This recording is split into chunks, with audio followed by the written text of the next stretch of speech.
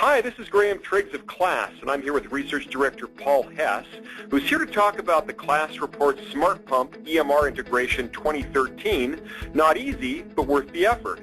Paul, tell us a little bit about the report.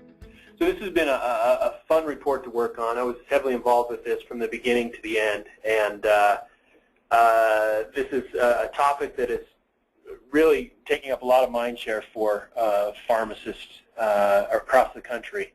So in this report, we decided to take the approach of going and finding all of the live sites in the country who have Smart Pump EMR integration, which ended up being 9 healthcare organizations, and talking not only with their pharmacists, but also someone from nursing and someone from IT to get a well-rounded perspective on how well this is going, any lessons that could be learned from their experience doing this. So what were some of the findings? What we found is, first and foremost, the reason everyone wants to get into this is for patient safety, to make patients safer. And what we found is that it is as good as advertised, that it is making patients safer. Those who have this are able to report big returns to that end. We also were able to get an idea of what vendors are able to accomplish this and what's going on there as far as momentum. And what surprised you? Well, frankly, what surprised us the most was to see that it was an EMR vendor, not a smart pump vendor, that was really driving this. It was Cerner that's out in front of everyone and driving this integration with all the major pump vendors, B. Braun, Baxter, Hospira, and CareFusion. Well, it sounds like a really interesting report. So what impact is it going to have on providers who are thinking about getting into that space? Well, the adoption of this has been slow. Last year when we did this report, we highlighted on our Smart Pumps report, and there were, at the time, 15 contracted sites for this.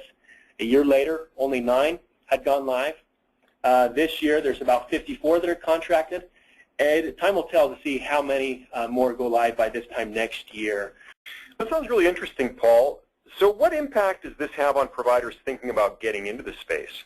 That's really why we wanted to do this report, was to help those who haven't made that transition yet, which is the vast majority of the country, and highlight what vendors are doing in this space, who is able to do this integration, what functionality that includes, what EMR vendors are able to do this, as well as smart pump vendors.